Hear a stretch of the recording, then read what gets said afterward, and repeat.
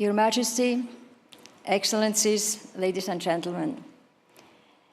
As Klaus mentioned, we are here assembled coming from all walks of life, and at the time where the world has become much more emotionalized. People are looking for answers to their problems, and over the coming days, we will certainly all be engaged in the search for responses to the challenges we face. Just being rational is not enough to provide us with purpose in life. For this reason, as Klaus said, we are joined this week also by many cultural and spiritual leaders to provide us with inspiration and hope. It has become a cherished tradition at the beginning of each annual meeting in Davos to honor personalities who are great professionals, but at the same time incorporate a deep commitment to serve society. Artists are bridge builders and role models for the global community. They are challenging assumptions, bring new perspectives, and they seek to inspire collective action.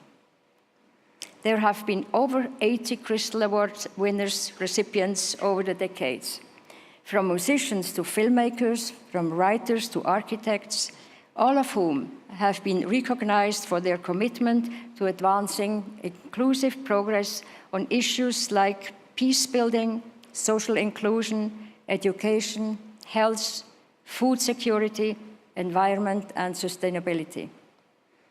The personalities we honor tonight with the Crystal Award are outstanding artists in their field, but at the same time, they engage in education and humanitarian action and to helping a new generation build a better global future. First awardee, Anne-Sophie Mutter. Anne-Sophie Mutter receives the 2017 Crystal Award for her leadership in promoting musical education for youth. Music is only touching when it tells a story, says Anne-Sophie Mutter, and I'm on the track of upcoming storytellers. Anne-Sophie Mutter embarked on her international career as a soloist in 1976 at age 13 at the Lucerne Festival as part of the Young Artists series. A year later, she made her debut in Salzburg under Herbert von Karajan, with whom she worked for many years until his death.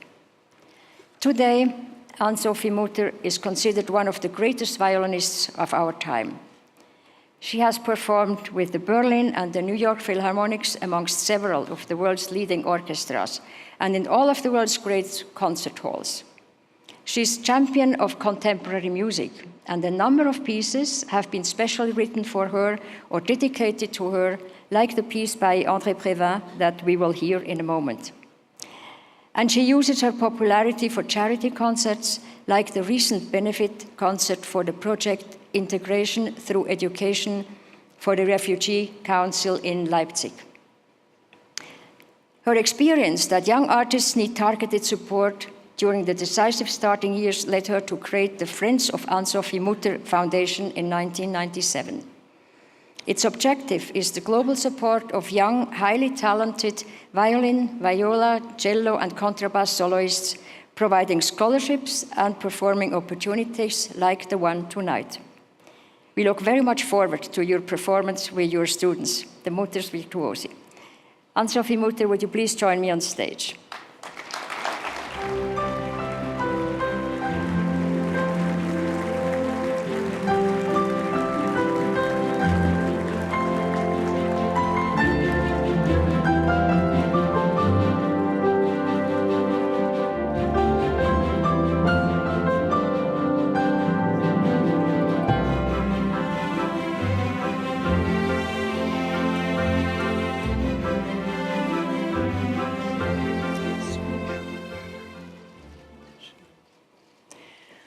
Thank you very much indeed, dear Hilde Schwab. Dear Professor Klaus Schwab, dear participants of the 2017 World Economic Forum, I would like to express my profound gratitude for the Crystal Award you have bestowed upon me, thereby making support for young musicians the focus of your attention. This award is not only an honor for me personally, but I consider it a mark of support and honor of the power of music to shape society. After all, the World Economic Forum has been committed to improving the state of the world for more than 4 decades. As a musician, I am deeply convinced that music also offers us a great opportunity to change the world for the better. For music not only builds metaphysical bridges, it is also free of any kind of ideology. Consider, as mere example, the social inspiration emanating from the West Eastern Divan Orchestra and the innumerable benefit performances which not only allow musicians to embrace the world, but also to help in a very concrete, hands-on manner. Their music is love transformed into sound. The words of the Apostle Paul seem particularly appropriate for them. Though I speak with the tongues of men and of angels, and have not charity, I am become a sounding brass or a tinkling cymbal. Music is always a gift to the listener, the viewer, the reader. It is an invitation to perceive the other as part of oneself, far removed from any religious or cultural differences. The work of my foundation supporting young musicians lies in emphasizing that the goal is not just playing one's instrument well, practicing assiduously and constantly and giving immaculate performances, if there's any such thing, but otherwise ignoring the world as if wearing blinders. My foundation is my attempt to send ambassadors of music out into the world, ambassadors who consider music their life's work, who find the meaning of life in working with and for others. Herbert von Karajan expressed many truths about music, and today I would like to recall one of them. The immense human craving for music proves how enormous our hunger for beauty and love has grown again, opposing the destructive powers of doubt and hatred. However, how do we who live in peace and plenty relate to those people for whom such a statement must seem like sheer mockery, because their lives might be threatened by armed conflict or hunger? We all have the images from the war in Syria etched into our hearts. Yet, that is only one humanitarian catastrophe among innumerable others. Altogether, 5 of the 7.4 billion people alive today live in states with armed conflicts. Sadly, this is not a new development. Rationally, we would have to conclude that mankind is quite obviously incapable of solving the problems it has caused. Do we want to accept this? During this 4-minute speech of mine, 24 children have died due to malnutrition or undernourishment.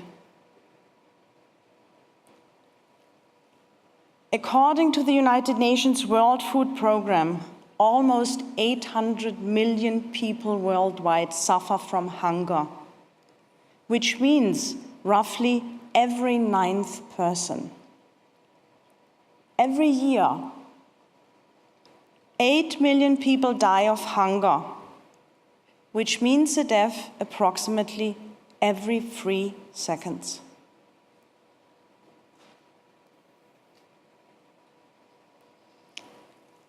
I am convinced, ladies and gentlemen, that all of us assembled in this hall consider world hunger an unbearable human catastrophe. After all, sufficient food, knowledge, and the means to eradicate hunger exist. We are not faced with a problem of insight, but of implementation. We are faced with our own inability to end this humanitarian catastrophe quickly. The Sustainable Development Goals of the United Nations 2030 Agenda, which all member states adopted in September 2015, defines zero hunger as one of its 17 goals, meaning a complete eradication of hunger by the year 2030.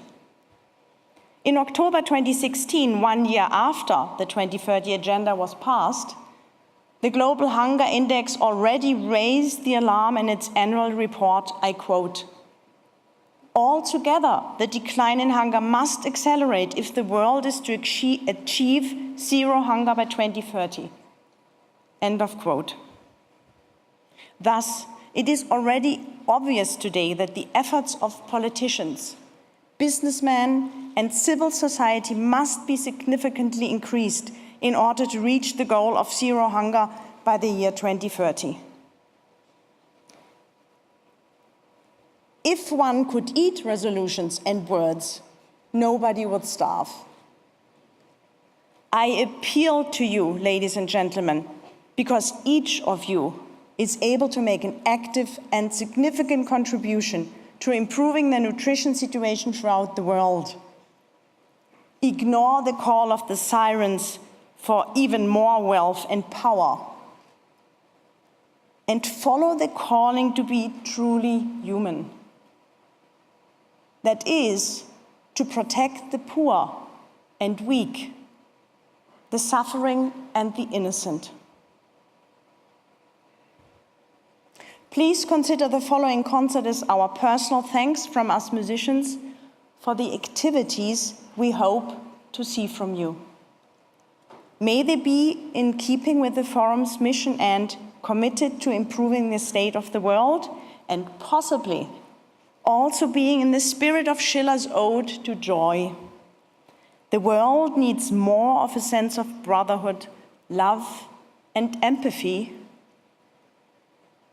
Together we can heal the world. Yes, we can. Thank you. Ich nehme das mit. Gerne.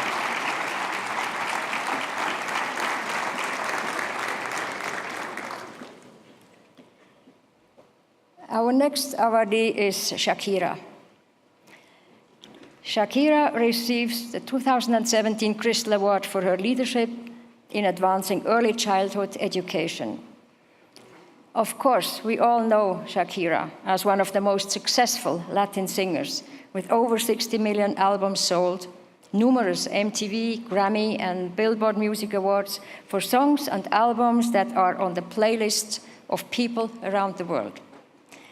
At the same time, Shakira is a passionate advocate for education, particularly early childhood development.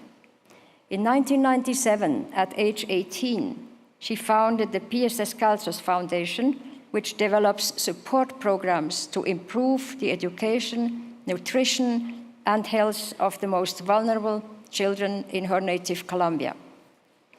Shakira was appointed the UNICEF Goodwill Ambassador in 2003, advocating to ensure that all children have access to quality education and encouraging the investment in early childhood development.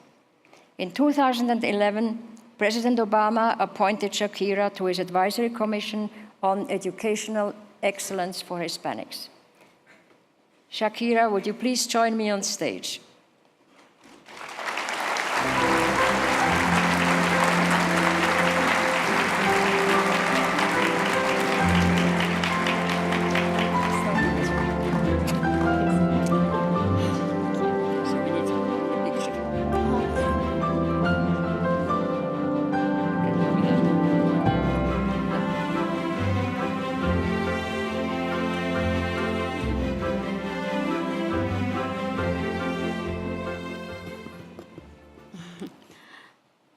Thank you so much.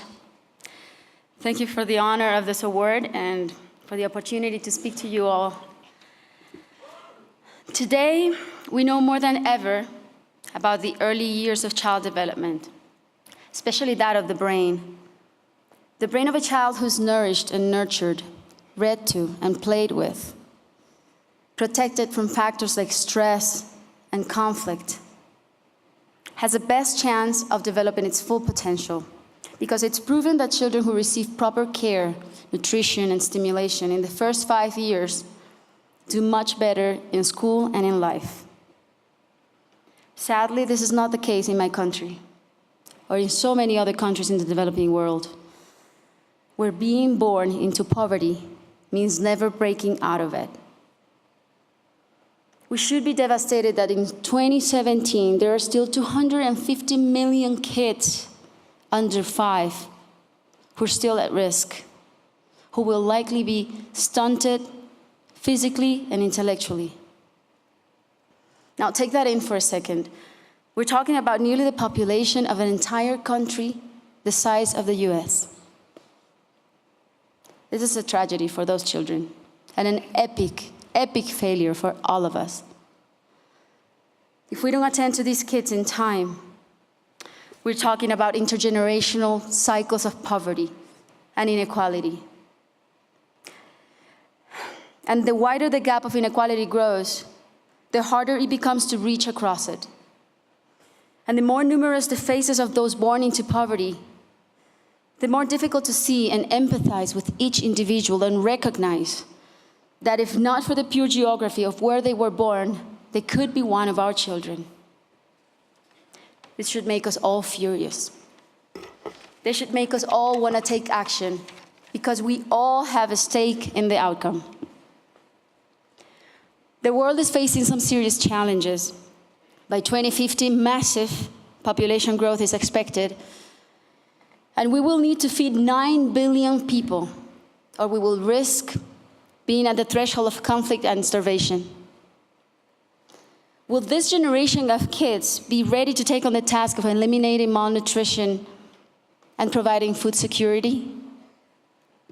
Will they be prepared to come up with solutions and innovations to climate change, unemployment, and the most complex issues that our society faces? Who will help us manage our resources more efficiently and sustainably going forward from here to the next 20 years? It's your kids. It's Milan and Sasha, my kids. And it's those 250 million kids at risk who need us to tip the scales back in their favor. Today's babies will drive tomorrow's business. Today's babies, with their future productivity, will fuel tomorrow's economies. Their capacity to contribute will shape tomorrow's societies, will solve tomorrow's problems. All of you here today have a critical role to play. So what can you do? Let's face it, in this room there are some of the most powerful people in the world, and definitely I'm convinced that you know what it means to be ahead of the curve, and you can be tremendously influential. We need to apply the brains and strategies of business and the assets and the human resources and the talents of your companies to do social good and to solve social problems. All of us need to pick up where governments leave off. That's the only way. And that said, it's not about letting governments off the hook. On the contrary, it's about re-engaging them.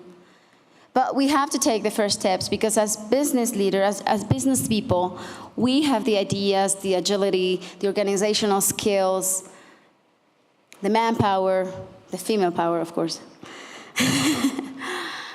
When we started building schools in Colombia, we chose the most remote areas where there was literally nothing. There was no paved roads, no potable water, no electricity. And where historically the government had checked out, we checked in. And we decided to build not only schools, but state-of-the-art schools. And we decided to include ECD as our key component. And we created comprehensive programs, a comprehensive model that included as well school feeding programs, parent and teaching training. We engaged the government as our strategic partner, and we made it nearly impossible for them to say no to doing their part. So the transformation in these communities could be seen immediately, from the jobs generated to the hope inspired, but the improvements to the infrastructure were jaw-dropping. Electricity and potable water were made accessible. Roads were paved. Malnutrition plummeted. And the best part of all, the students responded academically so well that now those kids who could have been recruited by guerrillas or drug traffickers are on their way to the university, or are in the university as we speak, or are thriving in their communities. So now I don't have to call the governments as often, thank God. Now they call us, wanting to build more schools, wanting to invest more. So I'm not suggesting it's easy, but there is an exit strategy to poverty. And it's getting those 250 million kids who are at risk, who need access to quality ECD programs so they get in school and stay in school. We have to push governments to invest more on ECD. We have to invest in campaigns for public awareness. We have to make access to pre-K education free. And we have to create a fund for education, just like AIDS and malaria and tuberculosis have their own fund. I know I can sound vehement, as Bono once called me, and it's because I am. He's completely right. And I know I can drive some people nuts with my insistence, but it's only because I'm so passionate. And the reason why I'm so passionate is because I've seen it with my own eyes. I've seen what education can do, what the investment in education can do. Miracles.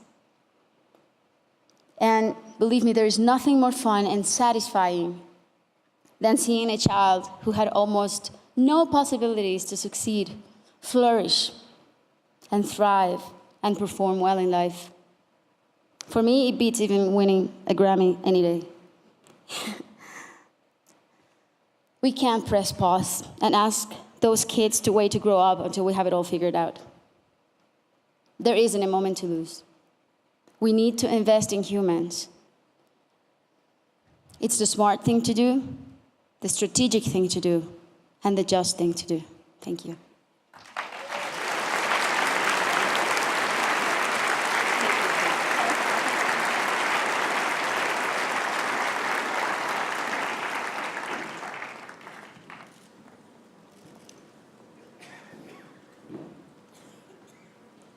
Next Crystal Award goes to Forrest Whitaker. Forrest Whitaker receives the 2017 Crystal Award for his leadership in peace building and conflict resolution.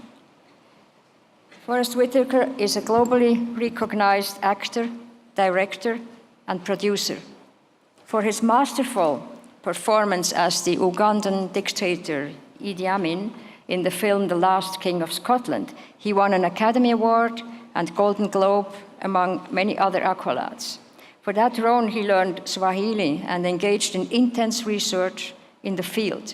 He interviewed family members and victims of Idi Amin. This is characteristic of his approach to film, and he is well known for intensive character study, as in such other films as Bird, Ghost Dog, or The Butler. That intensity carries through to his work in the area of peace building and conflict resolution. He is the founder of the Whitaker Peace and Development Initiative, which works in the United States, Mexico, Uganda, and South Sudan, to bring young and to empower them to become peace leaders and agents of positive transformations in their countries and communities. He spends 70% of his time doing humanitarian work and is on mission almost every month in some of the most dangerous places on earth. He also is the co-founder and chair of the International Institute for Peace and a UNESCO Special Envoy for Peace and Reconciliation. Last year, Forrest Whitaker was appointed to the Sustainable Development Goals Advocacy Group by the UN Secretary General. Mr. Whitaker, would you please join me on stage?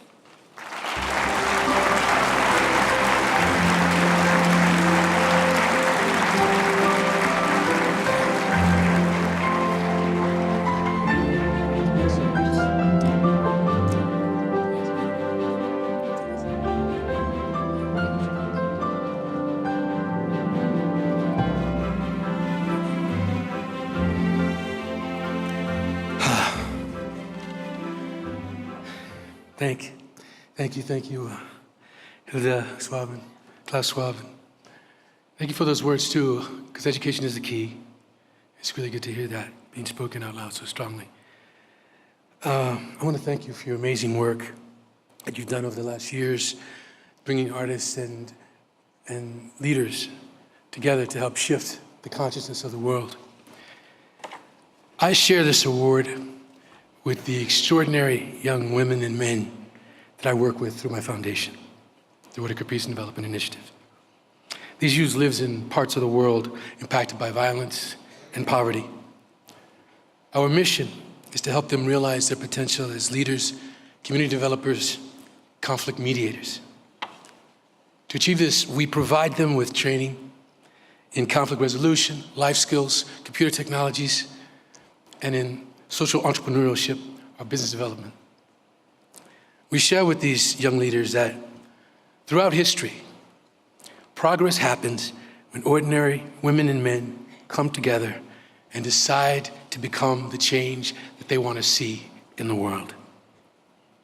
Together, our youth peacemakers form a global network of peacemakers and activists who are developing projects in their communities to combat poverty, then hunger, advance education, gender equality, to address inequalities of women, to address conflict-related crises. Some of these programs are designed specifically for protection of civilian camps, refugee camps, helping to ease the suffering of the 65 million men and women and children currently displaced by violence. This work is local, but it's global. We see our youth peacemakers as partners who are working on the front lines to help achieve the fulfillment of humanity's needs, to help achieve what the United Nations is calling the Sustainable Development Goals. In Uganda, we work with former child soldiers who are not only working as conflict resolutionists, and they're working also to build their communities. They're building electronic stores, salons. They're providing training and employment opportunities to vulnerable youth. In Tijuana, Mexico, our youth peacemakers are leading skill-building sessions for inmates in prisons. They're teaching anti-bullying classes in schools. In South Sudan, which is a nation that's torn apart by violence and civil war, local officials in those two states are now using these peacemakers as mediators. And in the midst of this current crisis, several of these youth negotiated an agreement. And I was really moved by it. They negotiated an agreement with the SPLA, with the army that was occupying a school, to get them to leave the school so the children will be able to go to class. Another has become the head of the president of the youth union. Another became a member of parliament. We live in a deeply, deeply connected world, as you've said. And the accumulation of violence and conflict across the globe has the potential to create an atmosphere for all of us of hopelessness and despair, thinking that how can we solve this problem? You can, along with everyone else. There are ordinary heroes also who are working out here, all around the world, trying to help us, to help rekindle the flame of hope for all of us, to let us know that it is possible if we work together. It is possible if we form alliances and partnerships. It is possible to change the dynamic and tip the scale the other way. There's a microscopic organism that lives in the ocean. It's bioluminescent. It lights up the sky like a firefly in the ocean. But it only does this when enough of these individuals come together with a singularity of purpose. Their purpose is to produce light. And when they do this, when that tipping point happens, there's this giant sheath of light that forms in the ocean, illuminating that part of it. Wouldn't it be remarkable if we as human beings did the same thing? If we came together amassing our collective knowledge, our energy, our hearts, our souls, our assets, joining forces with the ordinary heroes across this planet for a singular purpose, to create light and peace in every corner of the world. I believe it is possible. I know it's possible. I believe in the power of all of you. I believe in all the powers that I've seen walking the streets in every city that I've ever been in my life. And I think together, we can make a difference. As I tell our youth peacemakers every day, progress happens when ordinary people come together to change the world. Thank you for being here this week. Thank you for this great, great honor. And thank you for what you're going to do as you look inside yourselves and connect with each other to help make this a planet, a world that we should all be proud to live in. Thank you.